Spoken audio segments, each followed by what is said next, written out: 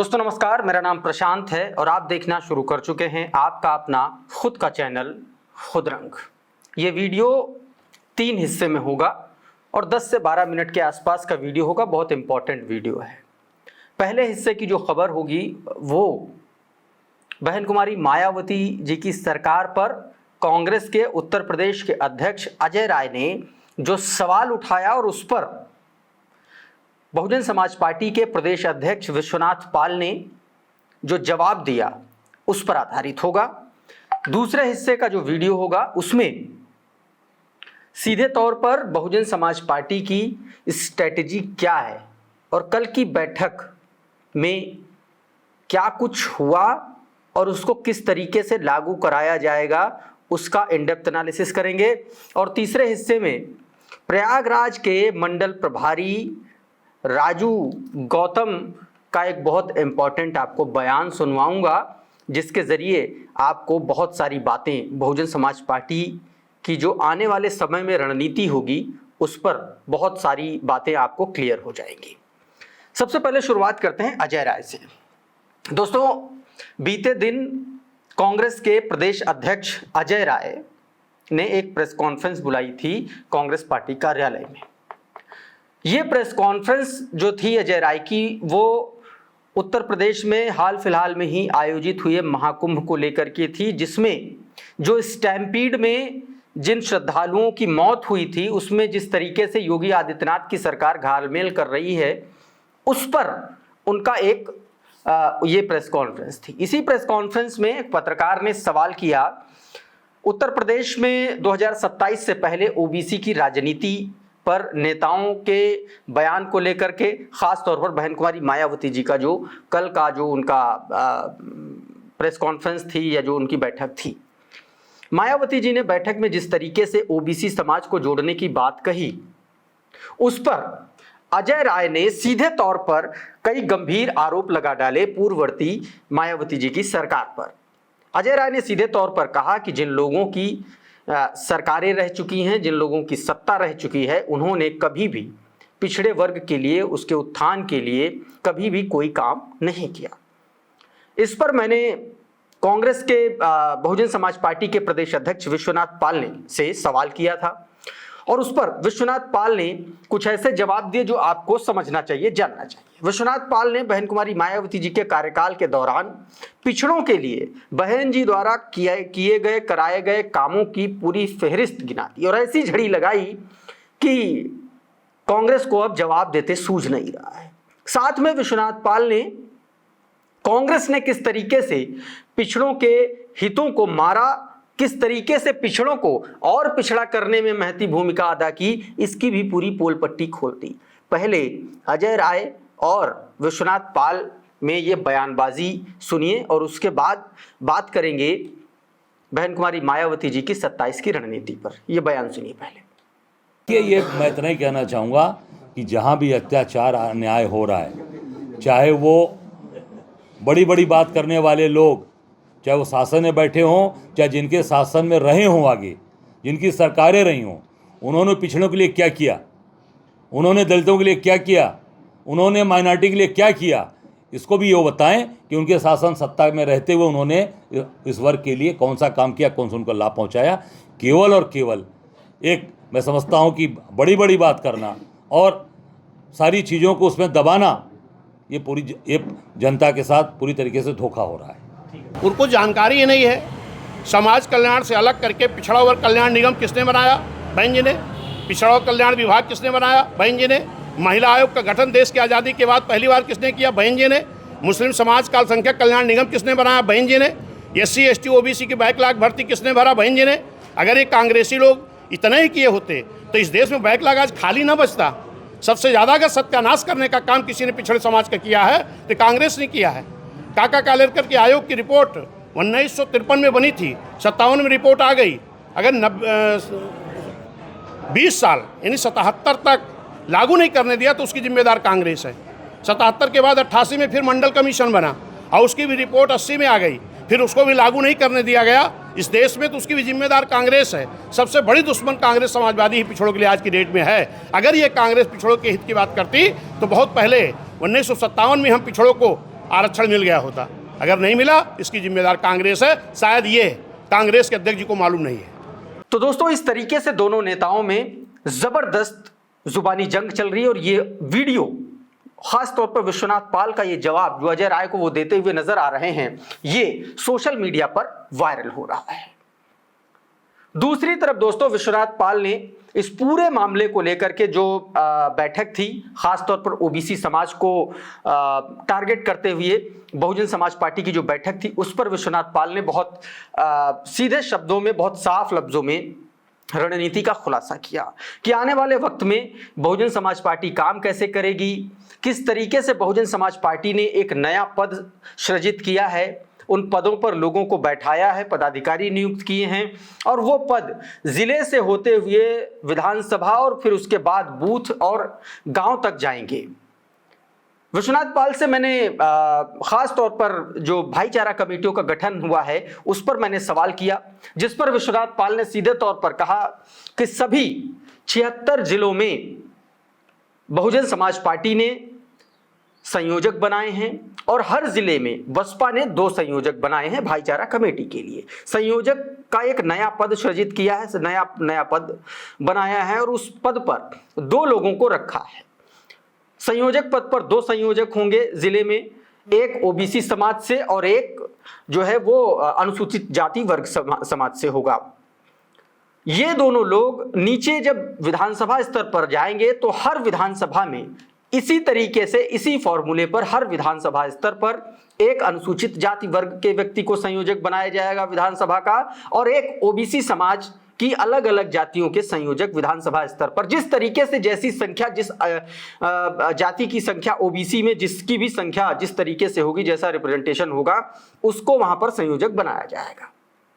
विधानसभा के बाद ये लोग बूथ स्तर पर इसी तरीके की, सेम तरीके की, इसी तरीके की कमेटियों का निर्माण करेंगे, भाईचारा कमेटियों का, उसमें भी ऐसे ही रिप्रेजेंटेशन रहेगा और उसके बाद कैडर का काम होगा, लोगों को जोड़ने का काम किया जाएगा। तो आने वाले वक्त में बहुजन समाज पार्टी इस तरीके से काम कर रही है।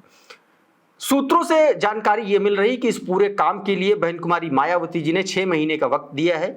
6 महीने के भीतर इन विधानसभा स्तर तक कम से कम सारी कमेटियों का गठन हो जाए, फिर उसके बाद वो बैठक हो।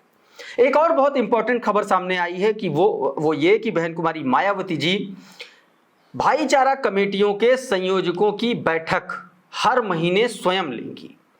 या तो उनके द्वारा जो नियुक्त किए गए 2 लोग हैं, जिसमें विश्वनाथ पाल जी भी हैं मेरे ख्याल से, वो बैठक लेंगे, या फिर कई बार हो सकता है 1 महीने विश्वनाथ पाल लें, अगले महीने बहन जी लें, या उसके बाद बहन जी। इन लोगों की बैठक वो तो लगातार होती रहती है।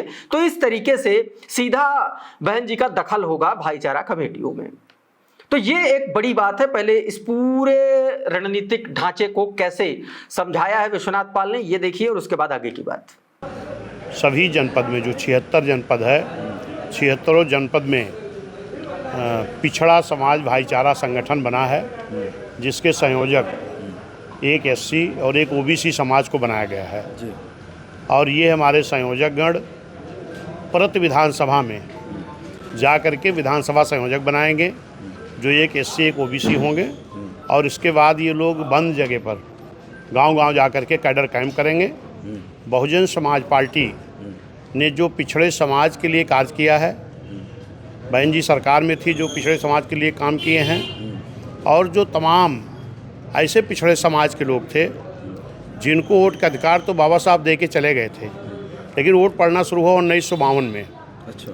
और 84 में बीएसपी बनी है। इसके पहले लगभग 78 ऐसी जाति जो पिछड़े समाज के लोग थे जिनको चुनाव लड़ने को नहीं मिला था। मैं धन्यवाद देता हूँ माननीय कांसी राम साहब को, मान्य बहन जी को, जिन्होंने सर्व समाज के साथ साथ उन 78 ऐसी जाति के लोग थे जो चुनाव लड़ने को नहीं पाए थे, उनको बहुजन समाज पार्टी के नेता माननीय साहब मान्य बहन जी ने चुनाव भी लड़ाया। और राजनीतिक भागीदारी और जो इस समाज में अधिकारी थे बहुजन समाज पार्टी की सरकार में, उनकी भी हिस्सेदारी भागीदारी कमेटी जी प्रभाव या उसकी जो इम्प्लीमेंटेशन है, क्या बूथ तक भी जाएगा? निश्चित है कि बूथ क्या गांव तक जाएगा।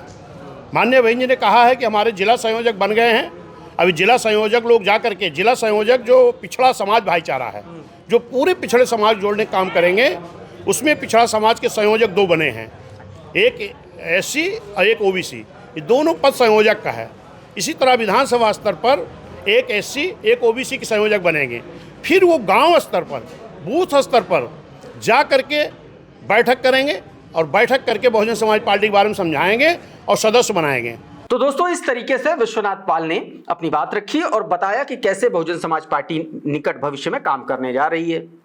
इसी दौरान बहुजन समाज पार्टी के प्रयागराज मंडल के अध्यक्ष, एक तरीके से मंडल प्रभारी माफ कीजिएगा, राजू गौतम से बातचीत जब हुई तो राजू गौतम ने भी सीधे तौर पर समीक्षा बैठक की बात स्वीकारी और उन्होंने कहा कि जो बहुजन समाज पार्टी अपना एक तरीके से एजेंडा लेकर के चल रही है, कैसे अखिलेश यादव के पीडीओ को काउंटर करना है, कैसे भारतीय जनता पार्टी के आरएसएस वाद को काउंटर करना है, कैसे कांग्रेस पार्टी के गांधीवाद को काउंटर करना है, इसका फॉर्मूला भी बहन जी ने सुझाया है और इस पर भी बहुजन समाज पार्टी आने वाले वक्त में काम करती हुई नजर आएगी। पहले सुनिए जरा क्या कुछ कहा है राजू गौतम ने।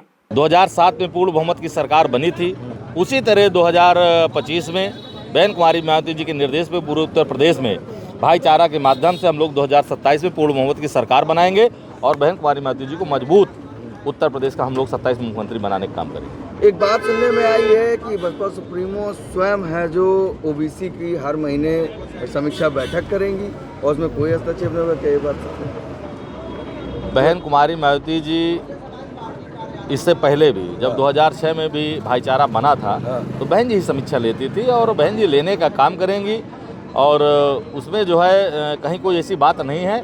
और 2007 में जिस तरह अगड़े पिछड़े सभी धर्मों को लोगों को बहन जी ने सम्मान दिया था और सभी जात धर्मों के लोगों को आप देख लीजिए बहन जी के शासनकाल को, चाहे ब्राह्मण का बेटा रहा हो, चाहे क्षत्रिय का बेटा रहा, लोहार कुम्हार का बेटा रहा हो, चाहे पाल का बेटा रहा हो, चाहे मौर्य का बेटा रहा हो, चाहे निषाद केवट बिंद का बेटा रहा हो, यहाँ तक कि वाल्मीकि समाज के भी बेटे को अलग से विभाग बना करके बहन कुमारी मायावती जी ने राज्यमंत्री का दर्जा देने का काम। मेरा सवाल ये है कि यही बात सत्य है कि हर महीने OBC समाज की समीक्षा बहन जी बिल्कुल समीक्षा लेंगी और उसमें वो जो कमेटी बनाई गई है उसमें कोई हस्तक्षेप किसी का नहीं होगा, OBC की भागीदारी बहन कुमारी मायावती जी स्वयं समीक्षा लेंगे और हरदम लेती रहे भैया। वो बहन जी हमारी नेता हैं, हमारी राष्ट्रीय अध्यक्ष हैं, तो समीक्षा तो बहन जी ही लेंगी ना। भाई साहब, एक सवाल है, प्रेस विज्ञप्ति में 3 शब्दों का इस्तेमाल किया गया, कांग्रेस का गांधीवाद, भाजपा का आरएसएस वाद और समाजवादी पार्टी का PDA। तो क्या अब ये मान लिया जाए कि 2027 से पहले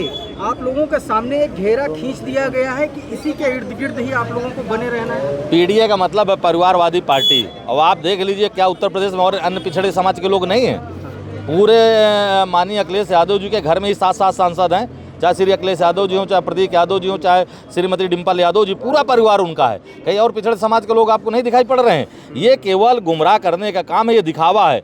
पिछड़े समाज को अगर कोई सम्मान दे सकता है तो बहुजन समाज पार्टी के राष्ट्रीय अध्यक्ष बहन जी दे सकती है, कोई और नहीं देगा। याद करिए, पिछड़े समाज का बेटा चुनाव हार गया, बहन जी ने कैबिनेट मंत्री अपने साथ बनाया। पिछड़े समाज को कई 1 दर्जन से ज़्यादा कैबिनेट मंत्री बनाया। ब्राह्मण के बेटे के चुनाव हार गए, उनको भी बहन जी ने कैबिनेट मंत्री बनाया। वाल्मीकि समाज का बेटा, उसको भी अलग से बहन जी ने एक विभाग बना के राज्य मंत्री का दर्जा दिया। किस समाज को बहन जी ने भागीदारी नहीं दिया? आज पिछड़े समाज को गुमराह किया जा रहा है, SC समाज को गुमराह किया जा रहा है, अगड़े समाज को भी गुमराह किया जा रहा है, मुस्लिम समाज को भी गुमराह किया जा रहा है। इन सभी समाजों को अगर कोई भला कर सकता है तो बहुजन समाज पार्टी की राष्ट्रीय अध्यक्ष बहन कुमारी मायावती जी भला कर सकती है, कोई और नहीं कर सकता। ये सब इस लाइन पर, इस ट्रैक पर आते आते बहुत लेट हो गया। 2007 में आप लोगों ने बहुत जबरदस्त। भाई साहब, मैं मीडिया के माध्यम से कहना चाहूँगा, आज उत्तर प्रदेश की जनता जो देख रही, जो सुन रही है, आज चाहे मीडिया के लोग हों, चाहे अधिकारी लोग हों, चाहे किसान हो, चाहे नौजवान हो, सब मारे जा रहे हैं, सब पीटे जा रहे हैं, सब परेशान हैं। आज सारे लोग, आज तो मीडिया भी लिखने पे मजबूर हो गई कि उत्तर प्रदेश का अगर कोई मुख्यमंत्री कोई लॉ एंड ऑर्डर मेंटेन कर सकता है तो केवल बहन जी हैं। बहन जी के अलावा कोई उत्तर प्रदेश को नहीं चला सकता। आज ये सारे लोग कहना शुरू फिर से कर दिए। देखिए, ये आपकी बात 100% ठीक है कि उत्तर प्रदेश का लॉ एंड ऑर्डर ठीक नहीं है, तमाम सारे लोग कहते हो, बहन जी ने इस पर लगातार। मेरा सवाल थोड़ा सा अलग है, मैं आपका इलेक्टोरल स्ट्रेटजी के पॉइंट ऑफ व्यू से बात करने की कोशिश कर रहा हूँ। जो इसमें कहा गया, कांग्रेस का गांधीवाद, भाजपा का आरएसएस वाद, समाजवादी पार्टी का PDA, तो क्या अब आप लोगों को ये बात समझ में आई कि अब सर्व समाज को जोड़ा जाए? अभी प्रेस के नोट के माध्यम से बहन जी ने आपको सारी चीज़ बता दिया होगा जो प्रेस नोट आपको मिला होगा तो वो प्रेस नोट हमारे पार्टी कार्यालय से मिला है, तो उसमें जो लिखा वो सब सही है। लेकिन मैं जो आपको बता रहा हूँ कि 2027 में आप सरकार बनने दीजिए। जो आवास योजनाएं सपा भाजपा ने बंद किया है वो 24 घंटे के अंदर चालू हो जाएंगी, और किसान नौजवान जो उत्तर प्रदेश के जो नौजवान लाठी खा रहा है वो इंतजार कर रहा है बहन जी के सरकार बनते ही 24 घंटा के अंदर उनको सरकारी नौकरी मिलना शुरू हो जाएंगी। तो दोस्तों कुछ इस तरीके से राजू गौतम ने भी अपनी बात रखी। कुल मिलाकर के बहुजन समाज पार्टी बहन कुमारी मायावती जी लगातार इस पूरे मसले पर सक्रिय नजर आ रही हैं और आने वाले वक्त में बहुजन समाज पार्टी की सक्रियता और ज्यादा बढ़ने वाली है। इस पूरे मसले पर आपकी अपनी प्रतिक्रिया क्या है? आप अपना कमेंट, आपका अपना परसेप्शन, आपका अपना एनालिसिस क्या है, ये आप हमारे कमेंट बॉक्स में ज़रूर लिखिए। ये वीडियो अगर आपको पसंद आया तो इसको लाइक कर दीजिए, इसको शेयर कर दीजिए, और चैनल पर नए आए हैं तो चैनल को सब्सक्राइब ज़रूर कर लीजिए, बेल आइकन ज़रूर दबा दीजिए ताकि इसी तरीके के तमाम वीडियोज़ आपको सबसे पहले मिलते रहें। साथियों बहुत बहुत शुक्रिया, बहुत बहुत धन्यवाद। आप जुड़े रहिए आपके अपने खुद के चैनल खुद रंग के साथ। नमस्कार।